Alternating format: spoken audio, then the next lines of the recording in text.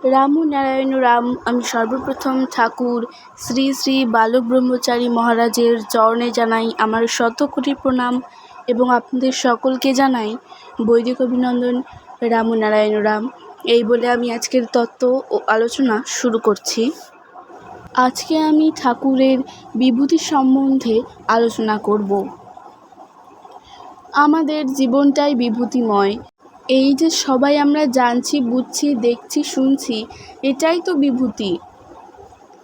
46 নং Bhupen Bose Avenue, Shyambazar, Kolkata, 11ই October 1956 খ্রিস্টাব্দ। শক্তির প্রকাশ বা বিকাশই হচ্ছে বিভূতি। বিভূতি কল্পনা রাজ্যের কথা নয়, অলৌকিক কিছু নয়, আমাদের সবার মধ্যেই বিভূতি রয়েছে। জীবনটাই বিভূতিময়। এই যে সবাই আমরা জানছি, বুঝছি, দেখছি, শুনছি, এটাই তো বিভূতি।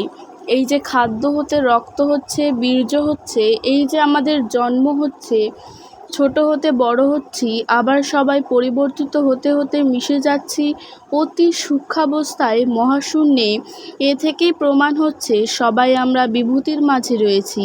তাই শাস্ত্রে যেভাবে বিভূতির ব্যাখ্যা করা হয়েছে তাতে বিপরীত ব্যাখ্যাই হয়ে গেছে। একই কাজ করার ভিন্ন ভিন্ন পথ পদ্ধতি থাকতে পারে। আমাদের দেখতে হবে কাজ কতটা হচ্ছে, কোন পথে। কেউ ত্রাটক যোগ করে বাতাস থেকে খাবার টেনে নিচ্ছে, গাছ, শেকড় আর পাতার সাহায্যে মাটি, আলো, জল, বাতাস থেকে খাবার নিচ্ছে। আমরা না হয় অন্যভাবেই খাবার খাচ্ছি। সবাই কিন্তু খাবার নিচ্ছে নিজ নিজ পুষ্টির জন্য। সেদিক থেকে কোনো পার্থক্যই নেই। শক্তি একটাই, প্রকাশটাই শুধু ভিন্ন ভিন্নভাবে। বিভূতির অধিকার তাই সবারই রয়েছে। শাস্ত্রে অনিমা, লঘিমা প্রভৃতি যেসব শক্তিকে বিভূতির আখ্যা দেওয়া হয়ে থাকে, সেসব স্তর পার হয়েই যে সবাই এসেছি এখানে মহিমায় মহিমান্বিত হয়ে, সেটা আমরা আজ ভুলে গেছি। তাই তো সবাই বিভূতির জন্য ব্যাকুল। সবাই তো আমরা এসেছি অতি সূক্ষ্ম সূক্ষ্ম বস্তু হতে মিশতে মিশতে। সবাই একদিন আমরা অতি সূক্ষ্ম অবস্থায় ছিলাম বীর্যে, রক্তে, খাদ্যে। তার আগে ছিলাম আরও সূক্ষ্ম অবস্থায় আলো, জল, বাতাসে।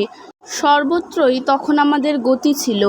অনিমা, লঘিমা শক্তি সবারই তখন আয়ত্তে ছিল। সে অবস্থাতেও আমাদের আজকের এই মনই ছিল, এই ইন্দ্রিয়ই ছিল, এই বুদ্ধি ছিল। সেদিনকার অবস্থা আজ আমাদের অজানা। এরপর কোথায় যাব তাও জানা নেই।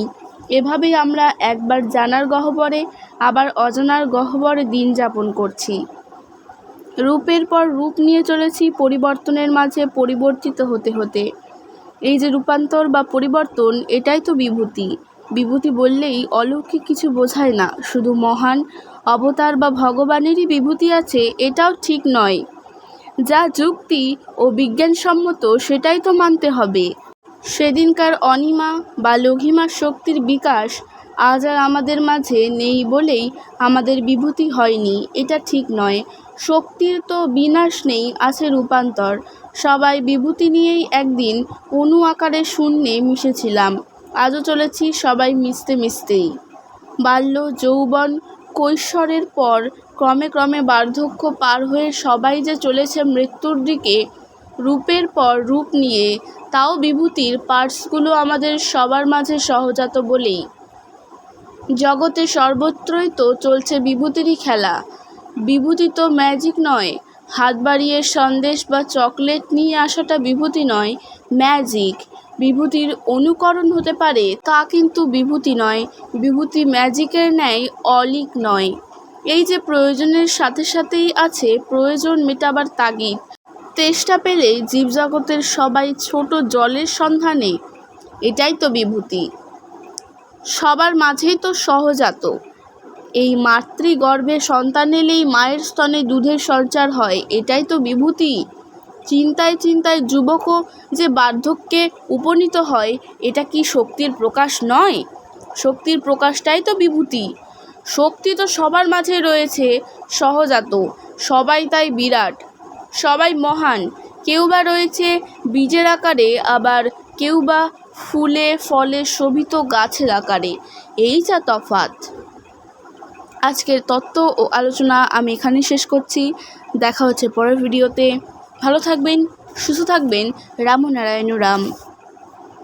প্রতিদিন এরকম নতুন নতুন ভিডিও দেখতে হলে আমার চ্যানেলটিকে সাবস্ক্রাইব করবেন এবং পাশে থাকা বেল আইকনটি প্রেস করবেন। ভালো লাগলে অবশ্যই লাইক, কমেন্ট, শেয়ার করবেন। ধন্যবাদ।